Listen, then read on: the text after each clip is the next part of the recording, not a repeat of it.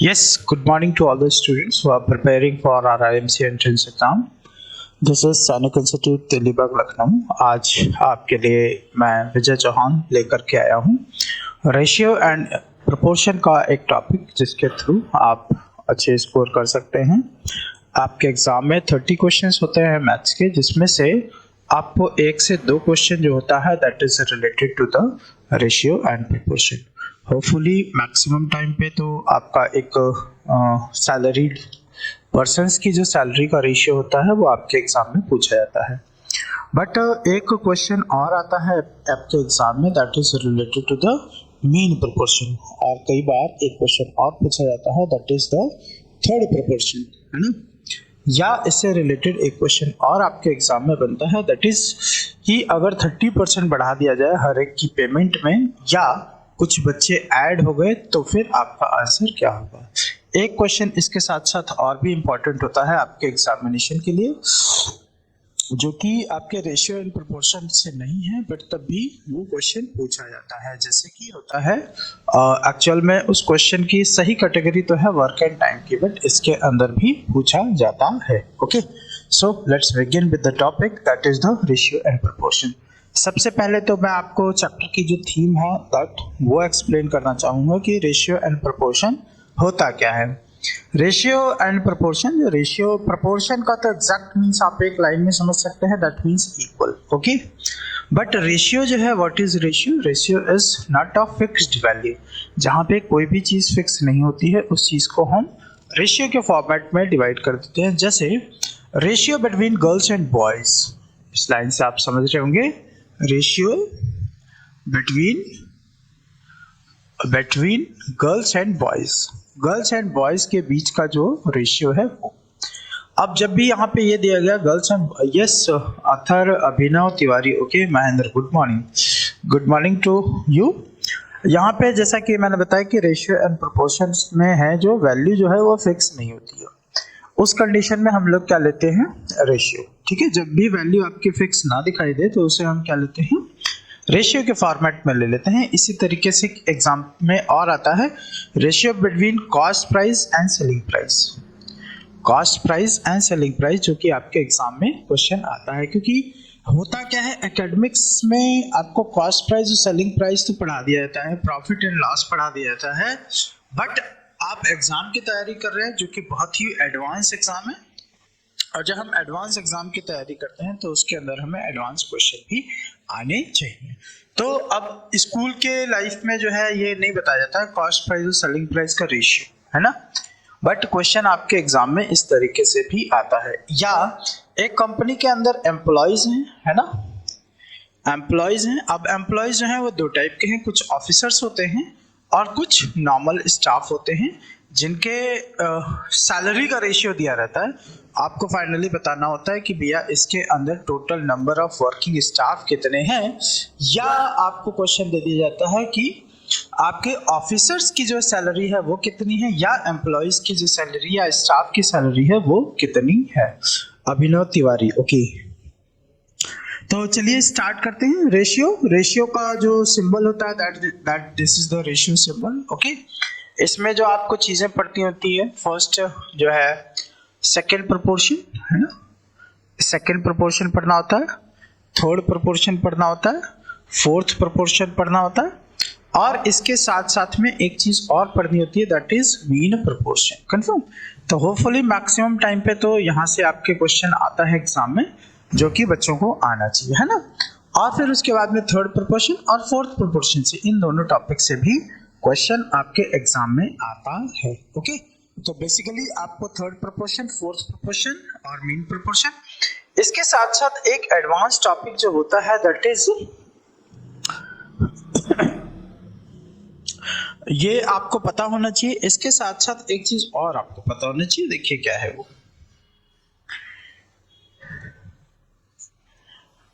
How to correct.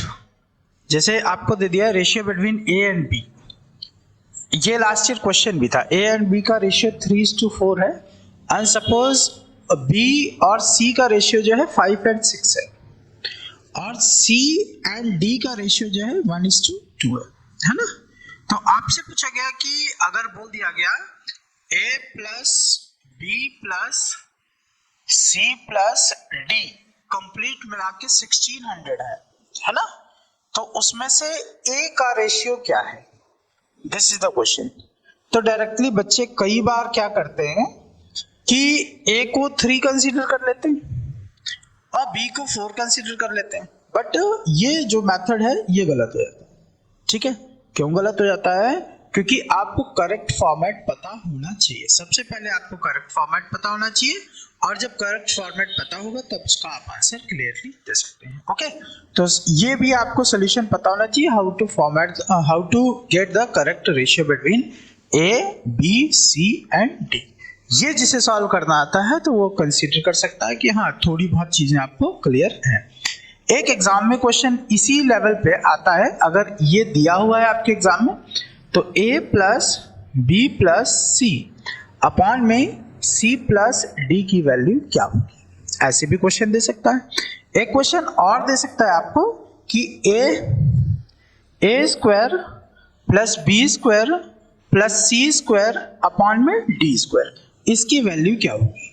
But ये तो आप तभी सॉल्व कर सकते हैं जब इसका करेक्ट रेशियो आपको पता हो। ओके, आई थिंक आप सभी को समझ में आ रहा होगा। और जो बच्चे yes invisible ma'am good morning, तो यहाँ पे देखिएगा कि जिस बच्चे को ये सॉल्व करना आता होगा ना, वही फिर ये सारी चीजें कर सकता है। ठीक है, तो हम लोग सबसे पहले निकालते हैं how to get the correct ratio format. Ratio को हम सही कैसे करें, या हम ये कह सकते हैं कि पर्टिकुलर अलग अलग रेशियो अगर आपको दिया है तो उसको करेक्ट फॉर्मेट में हम किस तरीके से लिख सकते हैं। तो आज का टॉपिक आप डाल सकते हैं how to find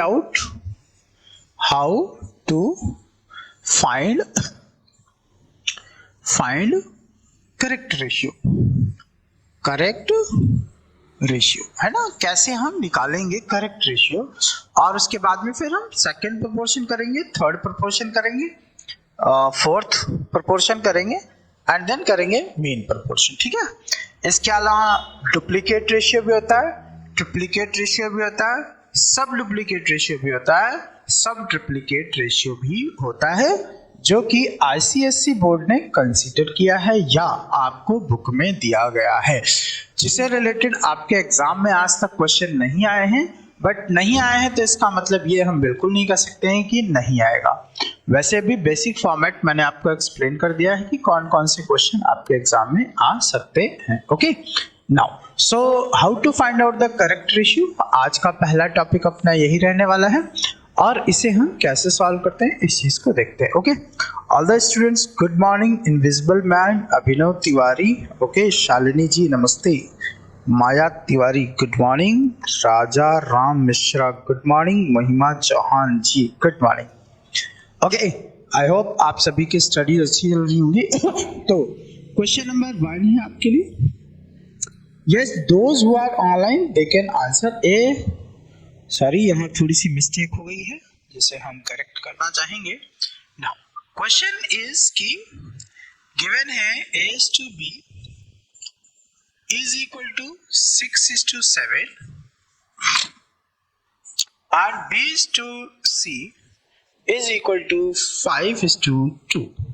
Question is, what is the ratio between a plus b plus c upon में b plus c? This is your question. Those students who know how to solve, they can solve and give me answer. Okay, how are you sir? I am not fine. Okay, तो यहाँ पे आपको इसे करके देना है, a plus a is to b 6:7 given है आपको, b is to c जो है 5:2 गिवन है, and question is a plus b plus c upon b plus c का रेशियो क्या होगा। ओके, तो students who are studying for RIMC and preparing for RIMC entrance exam can solve and answer me. Okay, Abhinav Tiwari and the invisible man, most welcome. तो यहाँ पे देखते हैं, चलिए जिसे पता है they can solve and answer, waiting for your answer. Okay, आप आंसर टाइप करके जरूर भेज सकते हैं। Now कैसे सॉल्व करना है उस चीज को हम सीखेंगे यहाँ पे। देखिएगा सबसे पहला स्टेप जो होता है दैट इज, यहाँ पे देखेंगे कि हमारे स्टेप्स क्या हैं और कैसे हैं। ओके, सबसे पहले तो स्टेप नंबर 1 होता है that is correct ratio format करना, है ना। तो हम लोग करेक्ट रेशियो कैसे निकालते हैं उस चीज को आप देखिएगा जरा। सबसे पहले आपको रिटर्न करना होता है A:B C, और नीचे लिखना होता है A के नीचे 6:7 है। अब इसमें ध्यान दीजिएगा बच्चों, ध्यान देने वाली ही बातें हैं। जैसे A:B 6:7 दिया और B:C जो है 5:2 दिया है। अगर C:B दे देता 2:5 तब क्या करते, इस चीज को हम अगले स्टेप में देखेंगे। ओके, ये इस तरीके से अगर दे देता तो हमारा एक्शन क्या होगा उस चीज को हम फोकस करेंगे। बट पहले करेक्ट फॉर्मेट एक निकाल लेते हैं। 6:7 एंड B से C डायरेक्ट इन्होंने दिया है 5:2, तो हम उस चीज को इंडिकेट करेंगे B:C 5:2, तो 5:2 है ना। आप लोगों ने एक कोलगेट आता था पहले तो उसका एड सुना होगा, zigzag. What is zigzag? Zigzag is this structure. ऐसे बनता था zigzag. ओके, तो हम zigzag फॉर्मेट का फॉर्मेट यूज करेंगे जिसे हम देखेंगे किस तरीके से दिखेगा। सबसे पहले इसको इससे मल्टीप्लाई, देन इसको इससे मल्टीप्लाई एंड देन इसको इससे। तो this is called as the zigzag pattern, जिसके थ्रू हम अपना करेक्ट रेशियो बनाए। सेम पैटर्न हम फॉलो कर सकते हैं 4 रेशियो रहेंगे तब भी, बट उससे पहले हम इसे देखने की कोशिश करेंगे और उसके बाद में 4th पैटर्न पे जाएंगे। तो 6 5s are 30, it will give you 30, and 7 5s are 35, this is the 35, and 7 2s are 14. Okay, I don't think ये तीनों कैंसिल हो रहे हैं, एक दूसरे से कैंसिल नहीं हो रहे हैं, राइट? सॉरी, कैंसिल नहीं हो रहे हैं। तो this is the exact value of A, इसको आप A अपॉइंट कर सकते हैं, इसे आप B कह सकते हैं, and this is the C। Okay, अगर ये रेशियो का मतलब ये होता है it is not fixed, fix value नहीं है, और जब फिक्स वैल्यू नहीं है तो उसको हमने इस तरीके से निकाल लिया। और फिक्स वैल्यू जब भी किसी चीज की ना क्लियर हो तो हम उसे इस तरीके से मेंशन करते हैं। देखिएगा A = 30x, x जहां पे होगा कि आपकी जो भी एग्जैक्ट वैल्यू होगी वो। Okay, Rishabh Tiwari good morning. B and B को हम लोग इंडिकेट करते हैं 35x, एंड C को हम इंडिकेट कर सकते हैं 14। बट जैसा कि हम लोग RIMC के प्रिपरेशन कर रहे हैं तो इसके अंदर आपको हर एक चीज लिखनी पड़ती है क्लियरली। ओके, क्लियरली लिखने का मतलब है हमें A, B और C की वैल्यू हमें डिसाइड करनी है। ओके, इसे हम डायरेक्ट भी कॉम्पिटिटिव एग्जाम्स में यूज कर सकते हैं। जैसे व्हाट वाज आवर क्वेश्चन था ये कि Q = ABC B + C है ना, दिस इज द क्वेश्चन। इसी क्वेश्चन को हम अगर हमें सॉल्व करना है तो हम किस तरीके से अगले स्टेप में क्वेश्चन हम लिखेंगे और लिखेंगे A + B + C और divide by B + C। Okay, तो A की वैल्यू क्या है 30x, ठीक है, और B की वैल्यू जो है दैट इज 35x, और C की वैल्यू क्या है, ये D नहीं है भाई, C है, थोड़ा सा ध्यान रखिएगा।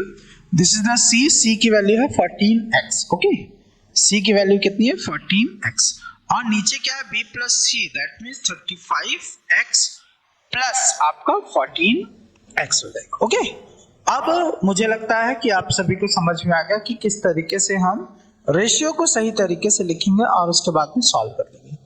अब जैसा कि हम लोग हमेशा ही बताते हैं कि आपको एग्जाम में अगर आप RIMC के लिए बैठ रहे हैं तो वहाँ स्टेप्स ऑफ राइटिंग जो लिखते हैं आप, जितना सॉल्व करते हैं उसके नंबर्स होते हैं। ओके, सो इस तरीके से आपको लिखना है और लिखने के बाद में एरो का यूज करते हुए नेक्स्ट फॉर्मेट में हम अपना आंसर लिखेंगे। 30 30 60 60 और 10 70 70 और 5 75 और 4 79। This is the quick method जिसके थ्रू आप कैलकुलेशन को यूज कर सकते हैं। 35 30 एंड 10 40 40 एंड 49x। ओके, हम सभी को पता है इसको और इसको कैंसिल कर सकते हैं, so that final answer will be 79/49। अब इस चीज को भी आपको चेक करना है कि कैंसिल अगर हो रहा है, थैंक यू। ओके, तो ये सभी को पता है कि this is the correct answer, but आपको आरआईएमसी के लिखने के लिए पैटर्न में आपको अच्छे से पैटर्न में का यूज करके लिखना पड़ता है, जिस चीज को मैं अगर सिखाऊंगा तो you should make a block और यहाँ पे आप मेंशन करेंगे कि this is your answer, okay, then you will get definitely a good marks, okay. So I think आपको सॉल्व करना आ गया होगा, इस पैटर्न को आप कैसे सॉल्व कर सकते हैं। नाउ क्वेश्चन में मैंने एक चीज आपको बताई थी, दैट वाज दिस, कि किस तरीके से आपको, अगर ये दिया हुआ है, सपोज यहाँ पे हम हर एक चीज को इरेज कर देंगे और फिर आगे देखने की कोशिश करेंगे।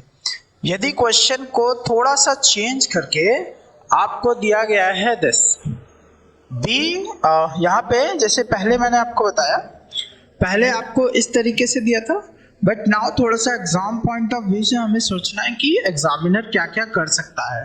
तो वहां पे डायरेक्ट बीज टू ना दे करके वो सीज टू बी दे देता। देखिएगा कैसे, इस चीज को मैं इरेज कर देता एक बार, है ना, और क्वेश्चन सेम रहने देते हैं हम लोग, और फिर चेक करते हैं कि क्या चेंजेस आते हैं। ओके, यहाँ पे देखते हैं, यहाँ पे दे दिया इन्होंने सीज टू बी, अब C's to B equal to 2:5, okay. तो this is the now new question, है ना, आप कह सकते हैं ये नया बन गया क्वेश्चन, क्योंकि कंप्लीट का कंप्लीट क्वेश्चन ही पूरा चेंज हो गया। ओके, तो देखते हैं क्या कर सकते हैं इस केस में। दिस इज योर क्वेश्चन, आपका आंसर क्या होगा, this is the pattern. Okay, तो फिर यहाँ पे हमें क्या चाहिए, A is to B और B is to C।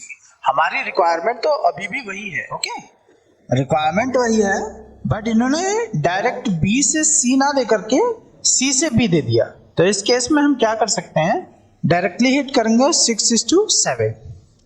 Okay, and जो C से B दिया था उसे हम चेंज कर देंगे B से C में, और इसको हम लिख सकते हैं 5:2। नाउ देखिए पैटर्न, B से C, यहाँ पे देखिएगा B से यहाँ गया था। ओके, तो हमने इसको डायरेक्ट चेंज कर दिया, एंड C वाले की वैल्यू जो थी दैट वाज 2, तो C वाले की वैल्यू अभी भी क्या है, 2 है।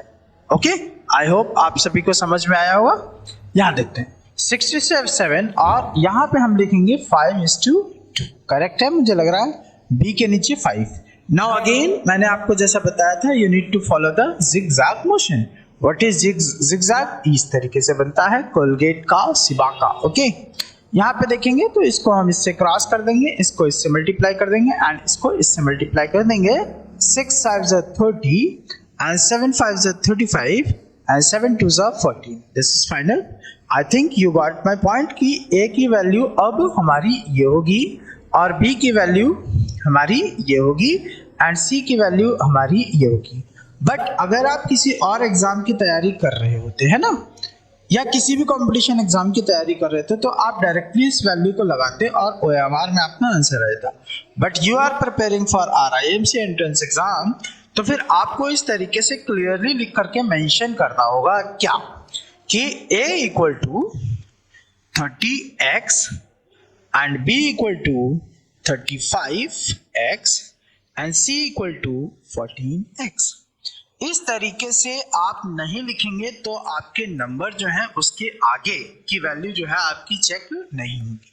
रीजन कि आपको वहां पे रिटन एग्जाम होता है और रिटन एग्जाम में स्टेप्स होते हैं और स्टेप्स के मार्क्स आपको चाहिए। ओके, तो this is the basically difference between competitive exams OMR based and जो आपका RIMC एंट्रेंस एग्जाम है, दोनों में इतना ही डिफरेंस है। अब ये इस तरीके से लिखना इसलिए जरूरी है क्योंकि हम सभी को पता है this is the topic called as ratio and proportion. And what is the means of ratio, that ये इनडेफिनेट है, फिक्स नहीं है, डेफिनेट नहीं है, इसलिए रेशियो का यूज होता है। और रेशियो जो है उसको हम इसी तरीके से मेंशन कर सकते हैं, बिकॉज A, B और C की वैल्यू जो है डिफाइंड नहीं है।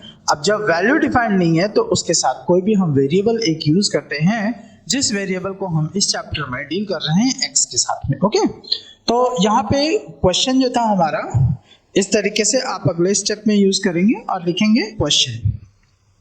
सबसे पहले आपको क्वेश्चन नोट करना है, A plus B plus C and upon में it will be b plus C. Okay, ये नीचे वाला क्वेश्चन थोड़ा सा इरेज कर लेते हैं क्योंकि पहले हम इसे सॉल्व कर चुके हैं। ओके, नेक्स्ट है, और हम लगाएंगे अपनी वैल्यू प्लेस करेंगे। a की value it is 30x, b की value it is 35x and c की वैल्यू इट इज 14x। और इन डिनोमिनेटर नीचे की तरफ हम क्या यूज करेंगे, नीचे की तरफ जो हमारी वैल्यू गिवन थी उस वैल्यू का यूज करेंगे। ओके, ये थोड़ा सा इरेज कर लेते हैं। बेसिक पार्ट यही है आपके एग्जाम का, डिफरेंस भी यही है ना। तो यहाँ पे लिखा है b प्लस सी, b की 35, ओके, b की 35x और c की जो वैल्यू है दैट इज 14x। ओके, अब कई बच्चे सोचेंगे इन दोनों को कैंसिल कर ले। नो, आप कैंसिल नहीं कर सकते हैं। अगर आपको कैंसिल करना है तो तीन की तीनों जो वैल्यूज है वो कैंसिल होनी चाहिए। ओके, तो फिर यहाँ पे देखते हैं 30 कैलकुलेशन, 30 एंड 30 विल बी 60, 60 और 10 70। ओके, 70 एंड 5 75, 75 एंड 4 79, तो 79x हो जाएगा ये। And in denominator 30 and 10 40 and 9 49x हो जाएगा। x और x कैंसिल हो जाएगा, तो हमारा जो आंसर आएगा दैट इज 79 अपॉन 49। क्या आंसर आएगा, 79 अपॉन में क्या आएगा 49। ओके, 79 अपॉन 49, ठीक है। तो दिस इज योर आंसर, और आप आंसर को एक बॉक्स के अंदर करके ही हमेशा लिखेंगे सो दैट ये क्लियरली मेंशन हो जाए कि this is the correct answer. Okay, I hope आपको ये समझ में आया होगा, ठीक है। नाउ जो नेक्स्ट है टॉपिक दैट इज, अगर 4 रेशियो दिए हो तो 4 को हम जिगजैग मोशन के थ्रू कैसे सॉल्व करेंगे। नाउ नेक्स्ट क्वेश्चन है आपका, when we have 4 ratios, when we are given with 4 variables, 4 variable या 4 रेशियो कर लीजिए, 4 रेशियो, ठीक है। 4 रेशियो दिए हैं तो उस तरीके से हम उसे कैसे सॉल्व करेंगे। नाउ क्वेश्चन पहले लिख लेते हैं। सबसे पहले first step is the question है a is to b equal to, छोटे ले लेते हैं values, and b is to c, 2 is to 3, c is to d, 3 is to 5 कर लीजिए, ठीक है। एंड जो हमारा क्वेश्चन है, question is this, what is the value of a plus b and in denominator c plus d, this is the question। okay, I hope online students, those who are preparing for entrance exam, they can join Gauri Shankar sir between 10 to 11 am. 10 to 11 am. A very excellent teacher and very excellent teaching. So I think today he is absent. That's why I am taking him class. And most welcome to all the students who are preparing for RIMC entrance exam. And well prepared manner, well prepared lecture plan, आप sir की studies को जरूर continue करें, है ना।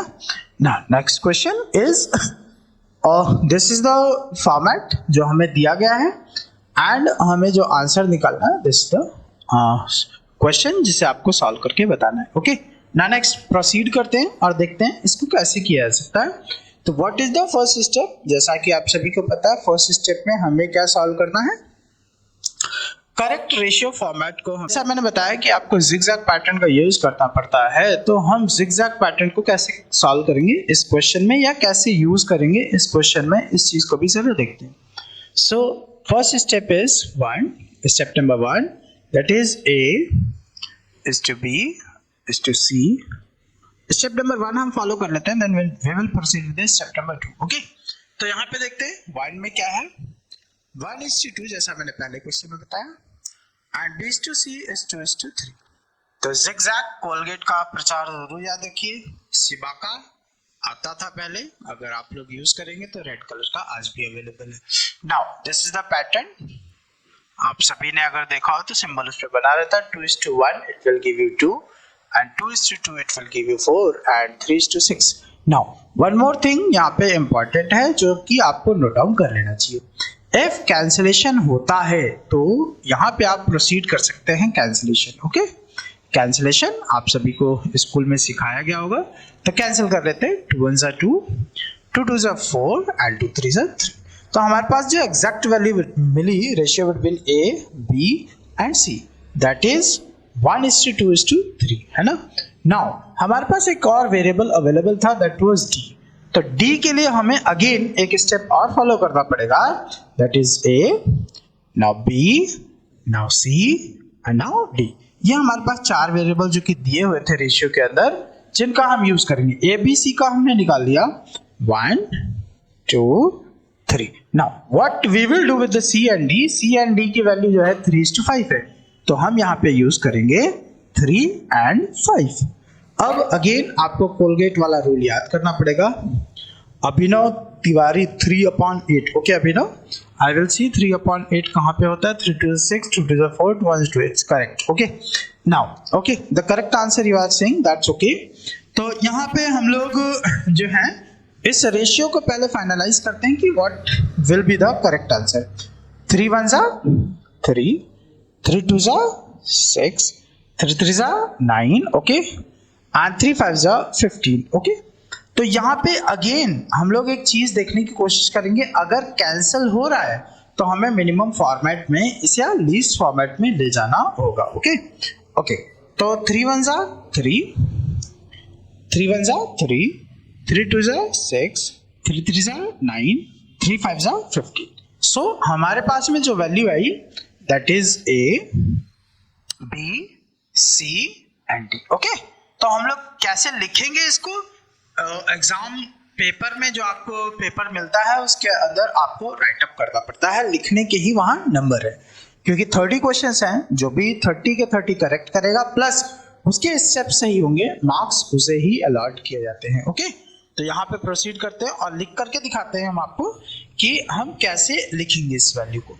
सबसे पहले तो आपको मेंशन करना पड़ेगा a equal to x, b equal to 2x, c equal to 3x and d equal to 5x. This is the way of writing for RIMC entrance exam. Okay? इस तरीके से आप वहां पेपर में मेंशन करेंगे, because steps writing is very very important. आपके अगर steps correct नहीं होंगे तो उसके आगे फिर आपका नंबर काउंट नहीं किया जाएगा। ओके, तो हमने ये वैल्यू नोट डाउन कर ली। अब देखते हैं कि हमारा क्वेश्चन क्या था। Question was a plus B plus C plus D. Now question को सॉल्व करते हैं और देखते हैं हमारा क्या आंसर हो सकता है। a की जगह पे we can place x and b की जगह we can place 2x। Okay, I think Abhinav का आंसर जो है that is correct. Okay, and c plus d 3x and 5x, 3x plus 5x। Okay, 3x plus 5x। Okay, Gauri Shankar sir की class है, but I am taking because sir जो है आज absent थे। तो यहाँ पे क्या आ जाएगा हमारे पास में, आंसर क्या आ जाएगा, और 2 और 1 3x and 5 and 3 8x। So x से x will be cancelled and 3/8, 3/8। So this is the correct answer. और आपको लिखना होता है एक बॉक्स के अंदर आंसर इक्वल टू 3/8। ओके, इस तरीके से आप बॉक्स बना के अपना मेंशन कर देंगे। अभिनव तिवारी का आंसर जो है that is correct. Okay, for today इतना ही, and by tomorrow I will be taking second proportion, third proportion, fourth proportion and the last will be the mean proportion. Be ready for tomorrow at 10 AM in the morning. Okay, thanks for today. Thanks. Keep share and subscribe.